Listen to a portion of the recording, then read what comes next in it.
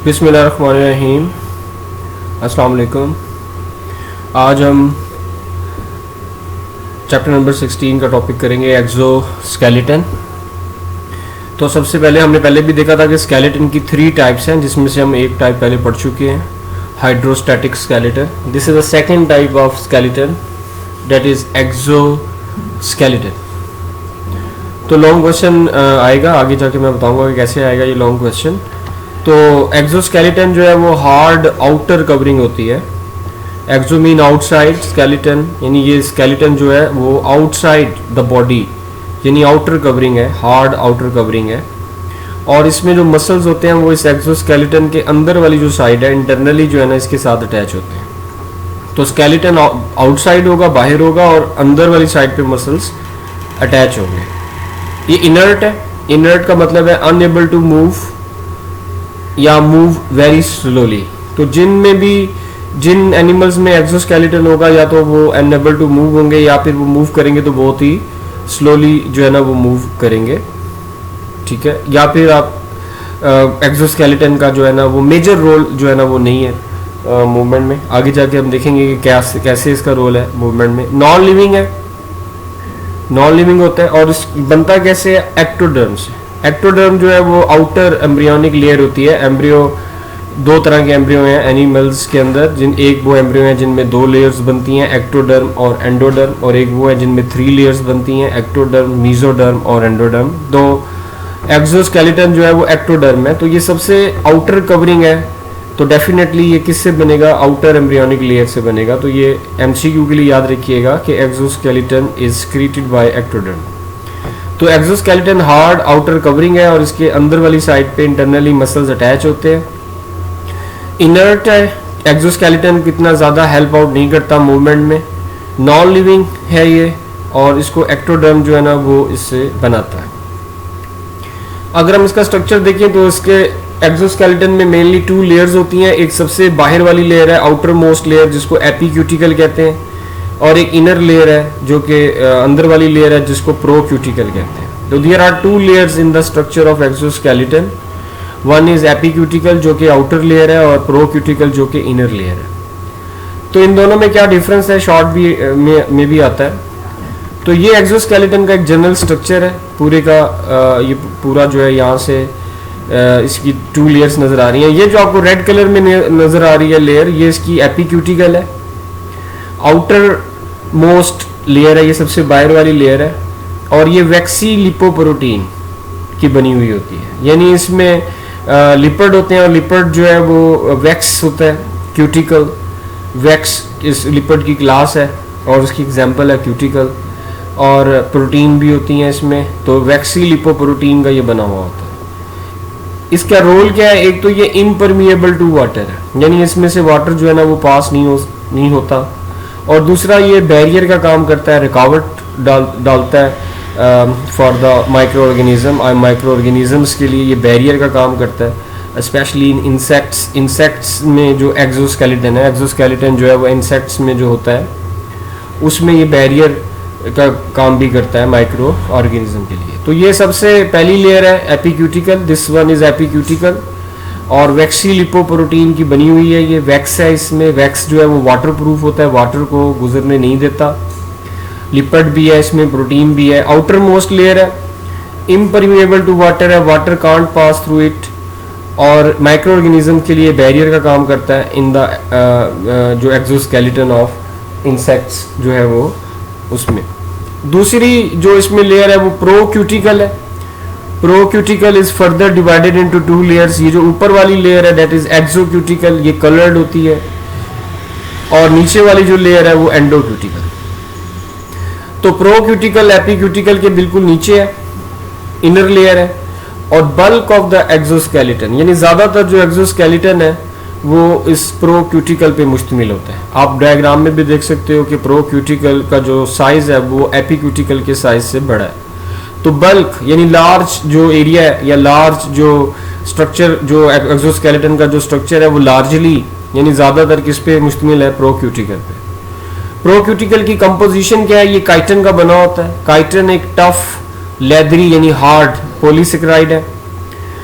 इसके अलावा प्रोक्यूटिकल में बहुत सारी टाइप की प्रोटीन्स होती हैं। स्क्लेरोटाइजेशन, स्क्लेरोटाइजेशन कहते हैं डेपोजिशन ऑफ स्क्लेरोटिन प्रोटीन। ये एक ऐसी प्रोटीन होती है जो कि काइटिन को और ज़्यादा हार्ड बनाती है। ब्लैक कलर की ये प्रोटीन होती है और इनसॉल्युबल होती है, फाइब्रस प्रोटीन है। और प्रोटीन जो है वो दो टाइप्स होती हैं स्ट्रक्चर के लिहाज से, आपने फर्स्ट ईयर में भी पढ़ा था, एक फाइब्रस और एक ग्लोबुलर।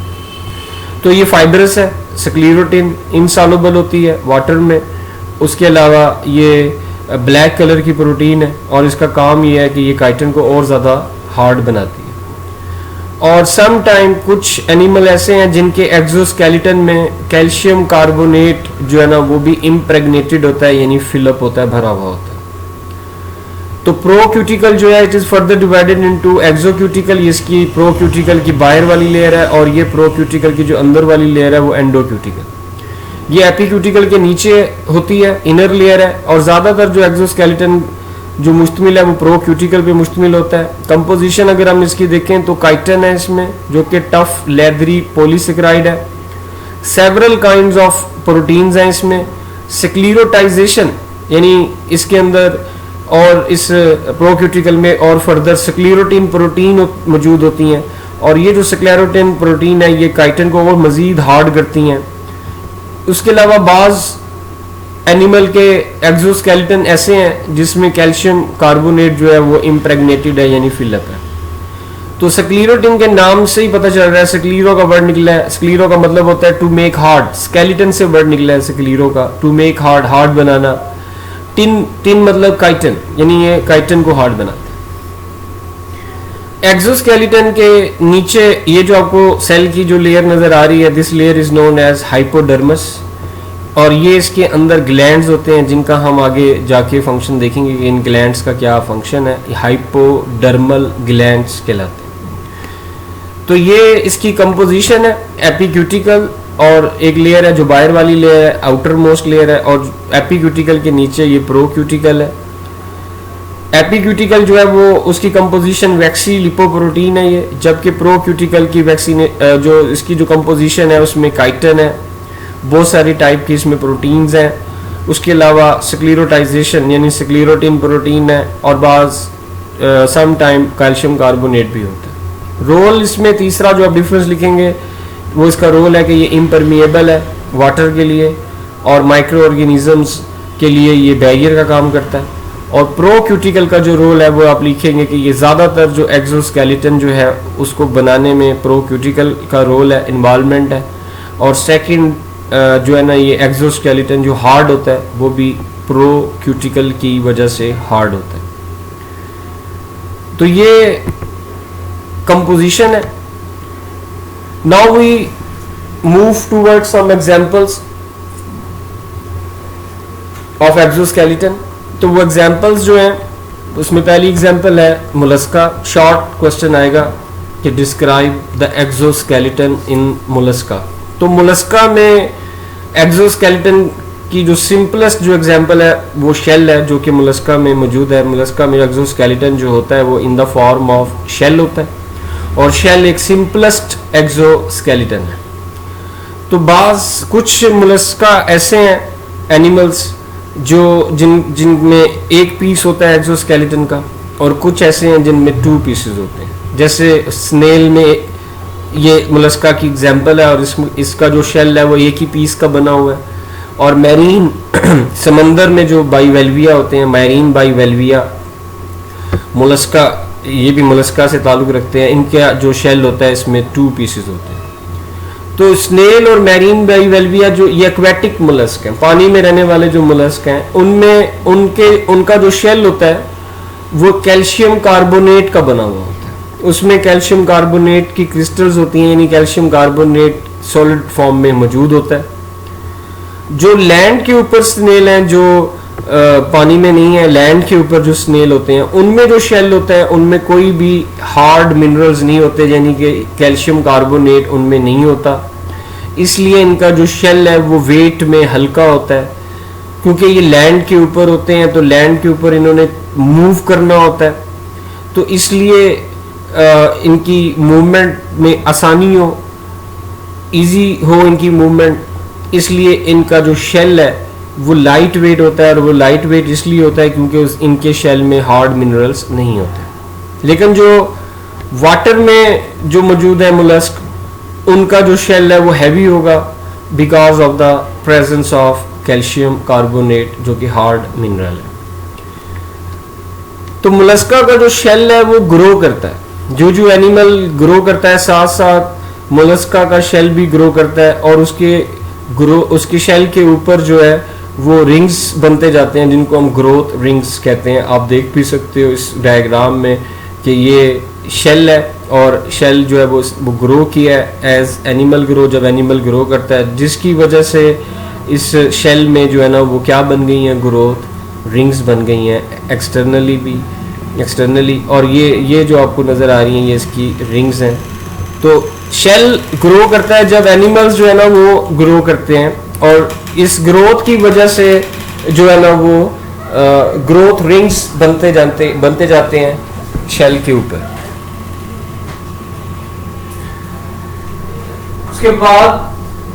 इसके बाद जो है ना वो मोलस्का के अंदर जो सॉफ्ट बॉडी पार्ट्स हैं, जो मोलस्का के सॉफ्ट पार्ट्स हैं, उनमें हाइड्रोस्टैटिक स्केलेटन होता है, यानी उनमें फ्लूइड फिल अप होता है इन सॉफ्ट पार्ट में, और वो जो फ्लूइड है वो इन सॉफ्ट पार्ट के लिए हाइड्रोस्टैटिक स्केलेटन का काम कर रहा होता है।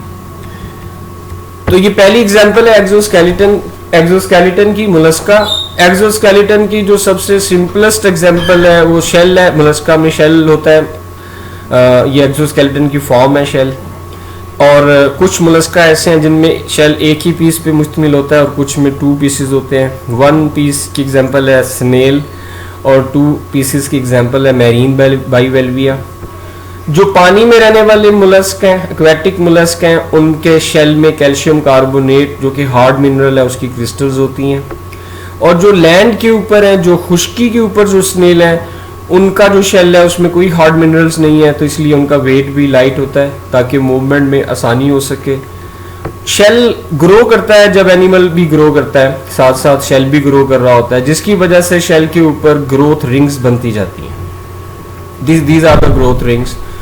मोलस्का की बॉडी के अंदर के जो सॉफ्ट पार्ट्स हैं उनको सपोर्ट किससे मिलती है? उनको सपोर्ट मिलती है हाइड्रोस्टैटिक स्केलेटन में, यानी उन सॉफ्ट पार्ट्स के अंदर फ्लूइड फील्ड होता है जो सपोर्ट का काम करता है, जो कि एज अ हाइड्रोस्टैटिक स्केलेटन के तौर पे काम करता है। एक और हम एनिमल देखेंगे जिसमें एक्सोस्केलेटन होता है, and these animals are arthropods.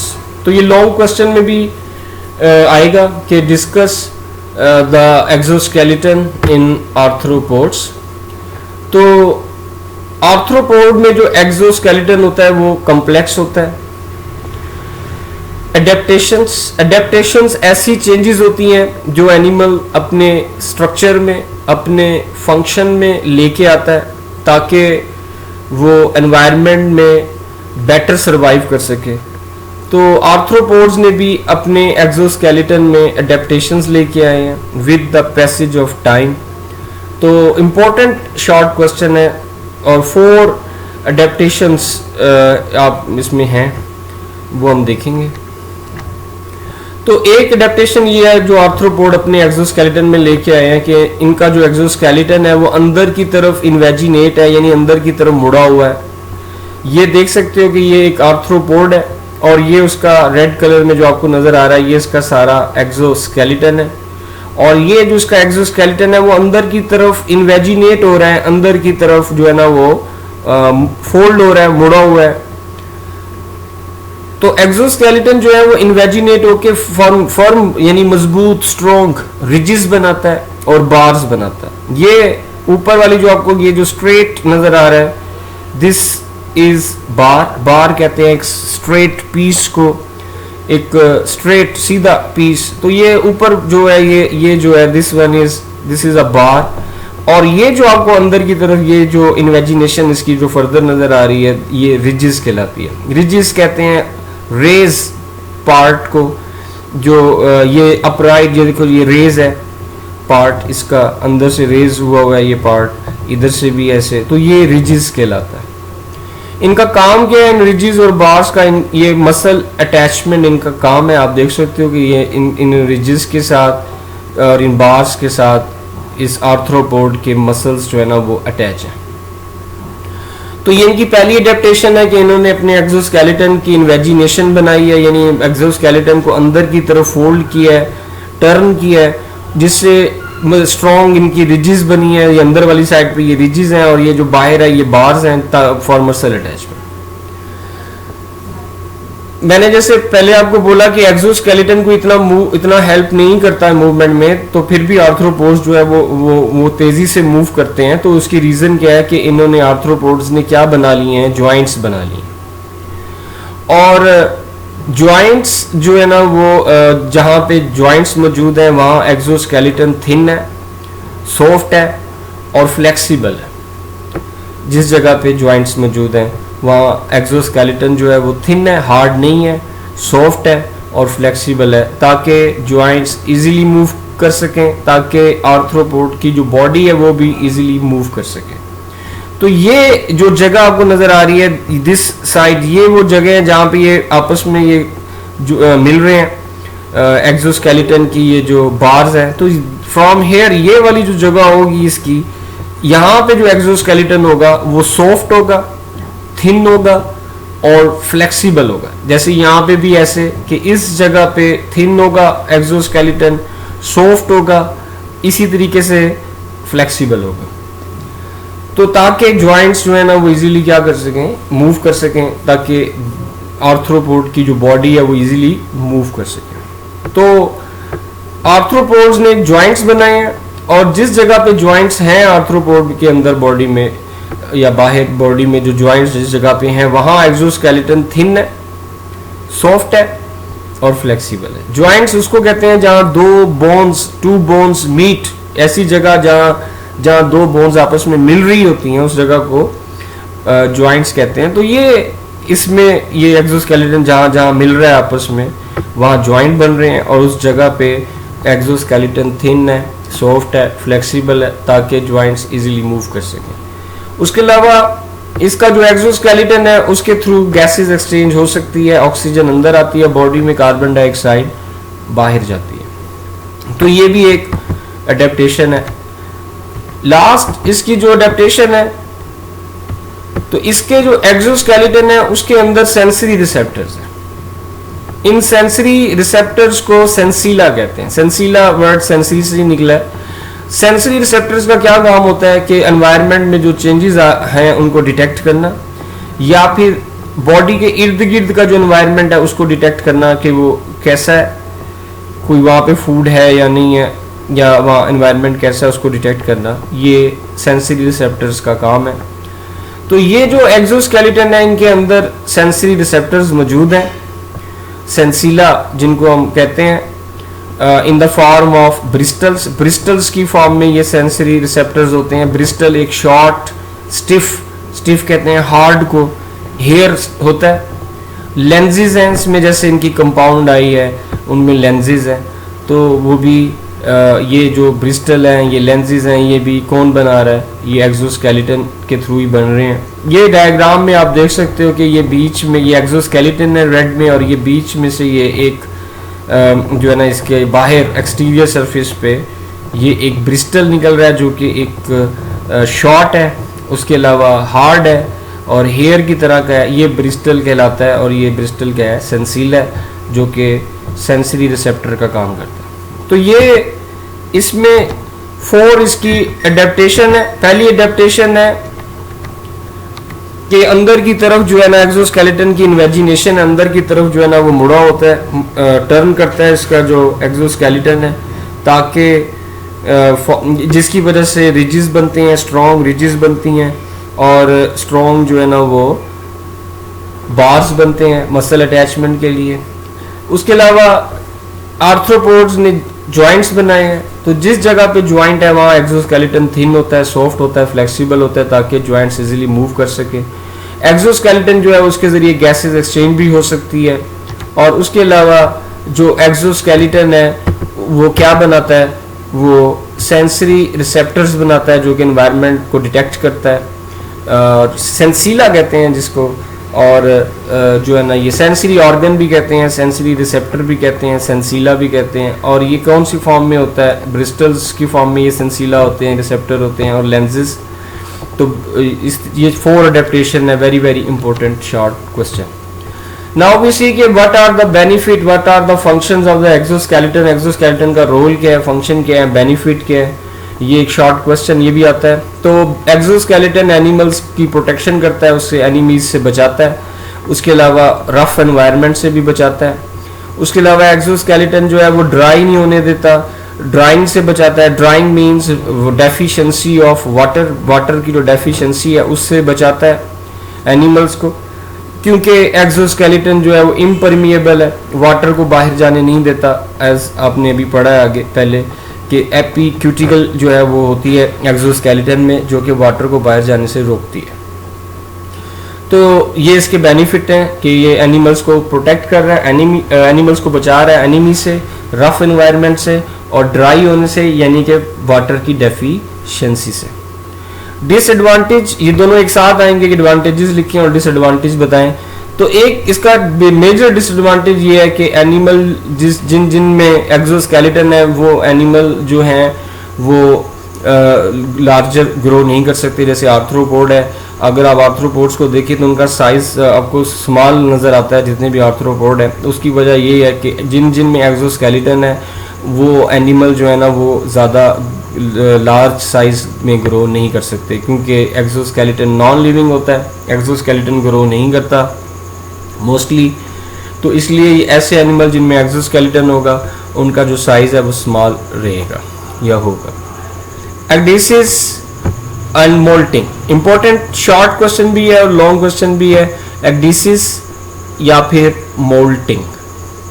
तो आर्थ्रोपोड्स क्या करते हैं? डिसीज किसको कहते हैं? इसमें क्या होता है कि आर्थ्रोपोड्स शेड का मतलब है उतार देना, रिमूव कर देना, गिरा देना। तो आर्थ्रोपोड्स जो है वो अपना पुराना एक्सोस्केलेटन रिमूव कर देते हैं और रिप्लेस करते हैं इसको एक बड़े साइज के न्यू एक्सोस्केलेटन से, यानी पुराना वाला एक्सोस्केलेटन उतार देंगे और नया वाला एक्सोस्केलेटन बनाएंगे। और वो जो नया वाला एक्सोस्केलेटन बनेगा वो पुराने वाले एक्सोस्केलेटन से साइज में बड़ा होगा।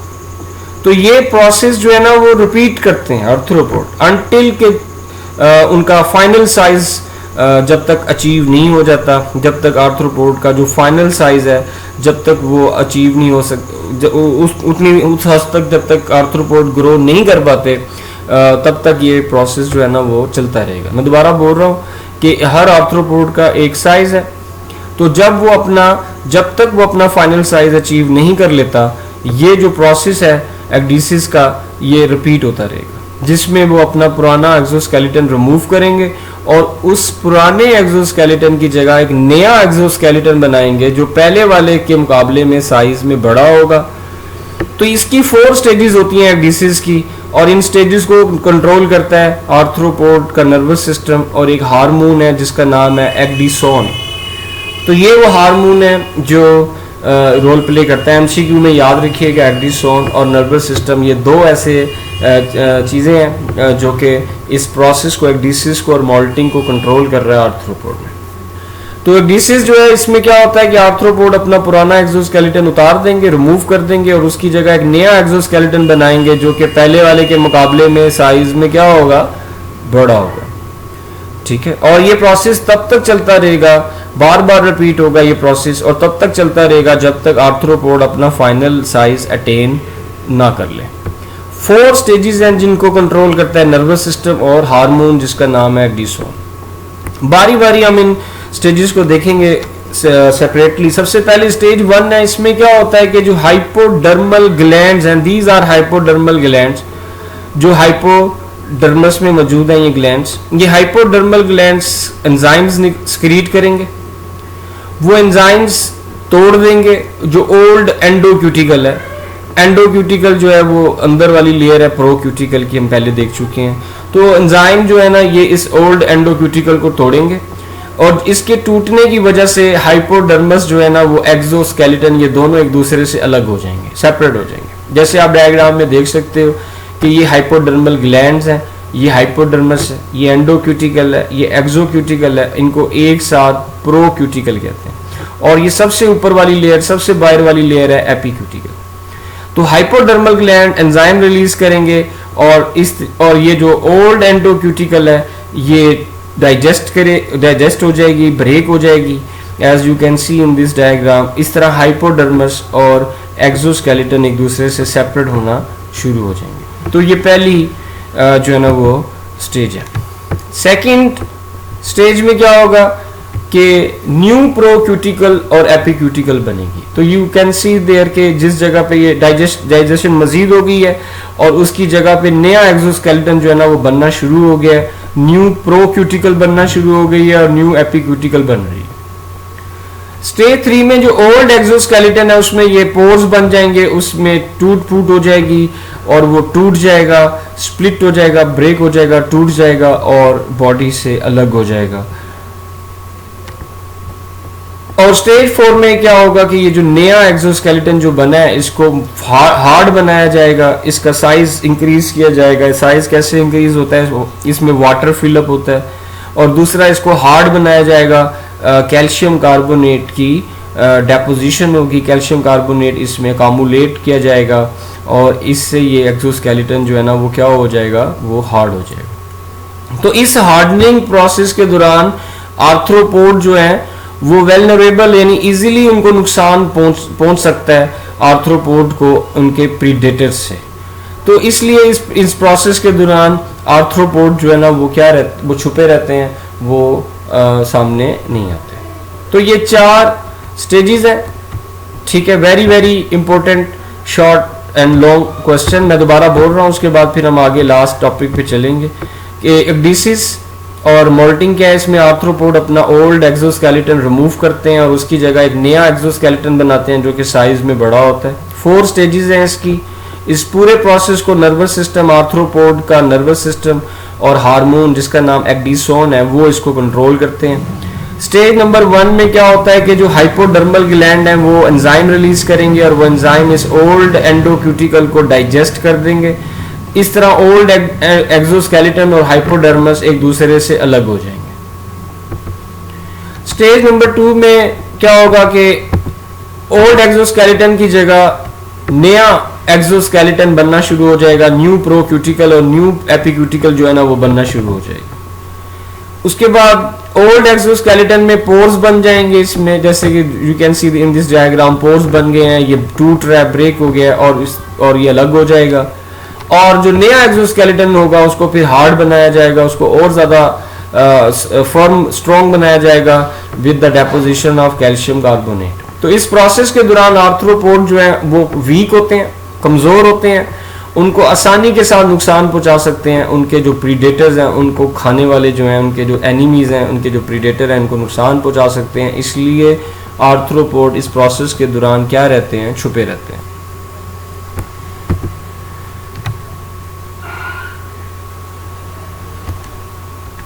ठीक है, तो ये जो है ना वो सारा आप लोगों ने करना है।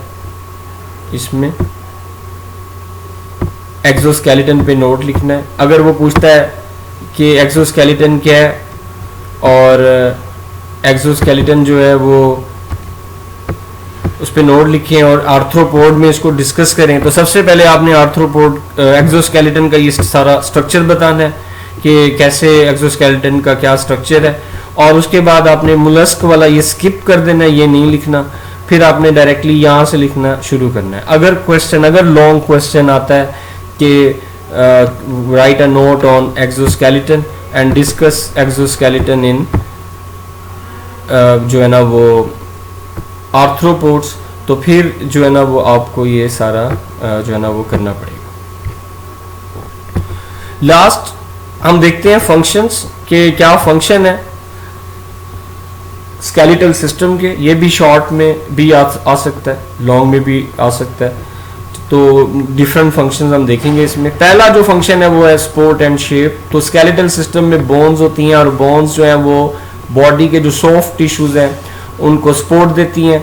उसके अलावा बोन्स जो हैं वो अटैचमेंट साइट प्रोवाइड करती हैं for most muscles skeletal muscle, 3 तरह के मसल हैं हमारी बॉडी में, एक स्केलेटल, एक कार्डियक और एक स्मूथ। सबसे ज़्यादा जो हमारी बॉडी में मसल पाई जाती है वो स्केलेटल है, और ये जो स्केलेटल मसल हैं, जो सबसे ज़्यादा मोस्टली जो हमारी बॉडी में मसल हैं वो स्केलेटल मसल हैं, और ये किसके साथ अटैच होते हैं? बोन्स के साथ। और बोन्स किसका पार्ट है? स्केलेटल सिस्टम का।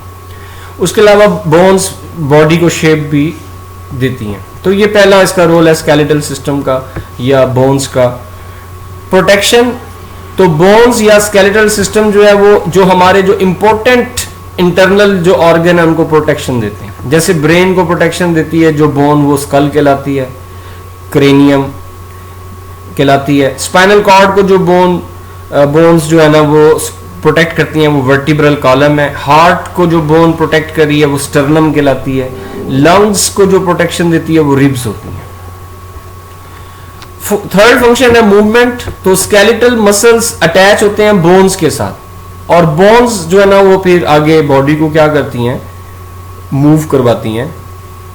तो वो जो मूवमेंट में बोन्स भी इन्वॉल्व हैं, मसल्स भी इन्वॉल्व हैं। तो ये जो स्केलेटल मसल हैं ये बोन्स के साथ अटैच हैं और बॉडी को मूव करवाते हैं। Mineral homeostasis, important short question है, आता रहता है कि how skeletal system is involved in mineral homeostasis. तो बोन्स क्या करती हैं? अपने अंदर स्टोर करती हैं मिनरल्स को, जैसे कि कैल्शियम को कर सकती हैं, फास्फोरस को ये स्टोर कर सकती हैं, सोडियम को, पोटाशियम को। तो ये वो मिनरल्स हैं जिनको बोन्स स्टोर कर सकती हैं। नेगेटिव फीडबैक मैकेनिज्म के थ्रू बोन्स मिनरल्स को ले भी सकती हैं और मिनरल्स को रिलीज भी कर सकती हैं। अगर बोन्स मिनरल्स को ले रही हैं, this process is known as mineralisation, और बोन से मिनरल्स का रिलीज होना डीमिनरलाइजेशन कहलाता है। तो बोन्स जो है ना वो मिनरल्स को अपने अंदर take up the minerals, bones minerals ले भी सकती हैं और मिनरल्स रिलीज कर भी सकती हैं। तो मिनरल्स कब लेती हैं बोन? जब ब्लड के अंदर इन मिनरल्स के जो नंबर हैं, इनकी अमाउंट जो है वो नॉर्मल से ज़्यादा हो, तो तब ये मिनरल्स जो हैं वो ब्लड से निकल के बोन में आ जाते हैं, और इस तरह इन बोन के अंदर मिनरल्स की जो वैल्यू है वो नॉर्मल रहती है। और अगर ब्लड के अंदर मिनरल्स कम है, यानी इनकी अमाउंट, इनकी जो नॉर्मल वैल्यू है, जो नॉर्मल कंसंट्रेशन है, अगर ये उनसे कम है ब्लड में, तो फिर बोन से मिनरल्स निकल के ब्लड में जाएंगे, और इस तरह ब्लड में इनकी जो अमाउंट है वो नॉर्मल हो जाएगी। तो इस तरह बोन जो है वो मिनरल्स की जो होम्योस्टेसिस है, यानी मिनरल्स की जो वैल्यू है उसको नॉर्मल रखने में जो है ना हेल्प करते हैं, रोल प्ले करते हैं। तो नेगेटिव फीडबैक मैकेनिज्म आपने चैप्टर नंबर 15 में भी पढ़ा होगा, पहले उसमें लेक्चर में नेगेटिव फीडबैक मैकेनिज्म। तो ये एक ऐसा मैकेनिज्म है जिसका रिस्पॉन्स, जिसका एक्शन जो बॉडी में आने वाली चेंज के ऑपोजिट होता है। ठीक है, यानी अगर टेम्परेचर ज़्यादा हो जाए, बॉडी में चेंज आया है कि टेम्परेचर ज़्यादा हो गया है, तो इस मैकेनिज्म का जो रिस्पॉन्स आएगा वो क्या होगा कि टेम्परेचर जो है ना वो कम हो जाएगा उस रिस्पॉन्स की वजह से। तो ये नेगेटिव फीडबैक मैकेनिज्म कहलाता है। अगर रिस्पॉन्स या अगर एक्शन जो है ना वो अपोजिट हो चेंज के, तो then the mechanism is known as negative feedback mechanism. तो बोन्स भी इसी मैकेनिज्म के थ्रू मिनरल्स लेती भी हैं और रिलीज भी करती हैं, ताकि इन मिनरल्स की जो वैल्यू है वो नॉर्मल रहे, जिसको हम होम्योस्टेसिस कहते हैं। लास्ट इसका रोल है ब्लड सेल प्रोडक्शन। ये भी शॉर्ट में आता रहता है। आरबीसी एंड डब्ल्यूबीसी ये दोनों ब्लड सेल्स हैं। ये कहाँ से बनते हैं? ये बोन मैरो में बनते हैं। बोन मैरो एक कनेक्टिव टिश्यू है, सॉफ्ट कनेक्टिव टिश्यू है, जो कि कुछ खास बोन्स में मौजूद होता है। जैसे कि फॉर एग्जांपल शॉर्ट बोन्स में ये मौजूद होता है ये बोन मैरो, लॉन्ग में भी होता है, शॉर्ट में भी होता है, लेकिन शॉर्ट बोन्स में जो बोन मैरो है वो आरबीसी और डब्ल्यूबीसी बनाता है। जब ये आरबीसी और डब्ल्यूबीसी बन जाते हैं तो फिर ये सेल्स किस में एंटर हो जाते हैं? These cells enter into the blood. तो बनाता इनको बोन मैरो है। बोन मैरो एक कनेक्टिव टिश्यू है जो कि कुछ बोन्स में पाया जाता है, जैसे कि शॉर्ट बोन्स। तो ये इसके सारे जो है ना वो फंक्शन है, शॉर्ट में भी करना है और लॉन्ग में भी करना है, function of the skeletal system. तो सपोर्ट एंड शेप इसका एक रोल है। दूसरा रोल है प्रोटेक्शन। ये आप देख सकते हो इसमें एग्जांपल दी हुई है कि इंटरनल ऑर्गन्स को प्रोटेक्ट करता है। स्केलेटल मसल बोन्स के साथ अटैच होते हैं और ये स्केलेटल मसल जो है वो बॉडी को मूव करवाते हैं। बोन्स जो हैं वो मिनरल स्टोर करते हैं और जब ज़रूरत पड़ती है तो मिनरल्स ले भी सकते हैं ब्लड से, और जब ज़रूरत पड़ती है तो बोन जो है वो मिनरल रिलीज़ भी कर सकते हैं ब्लड में, ताकि इन मिनरल्स की जो वैल्यू है ब्लड में वो नॉर्मल रह सके, यानी होम्योस्टेसिस मेंटेन रह सके। और आरबीसी और डब्ल्यूबीसी ये भी एक बोन से बनते हैं। बोन मैरो होता है, बोन मैरो एक टिश्यू है जो कि बोन्स के अंदर मौजूद होता है। आगे हम बोन का स्ट्रक्चर पढ़ेंगे, नेक्स्ट जो हमारा लेक्चर होगा तो उसमें आपको पता लगेगा कि बोन मैरो बोन के अंदर कहाँ कहाँ पाया जाता है। तो that is the end of today's topic. Thank you very much. अल्लाह हाफिज़।